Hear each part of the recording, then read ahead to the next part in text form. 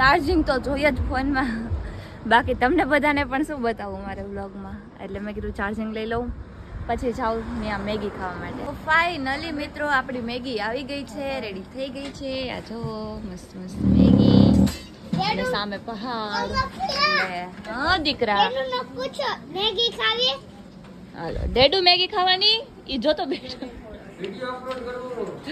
એ charging પૂરું થઈ ગયું ને નેટવર્ક માંડ આવ્યું તો વિડીયો અપલોડ કરી નાખે પછી આવે મેગી ખાવા માટે. ને ઉપર જો ક્યાં છે ઘર છે.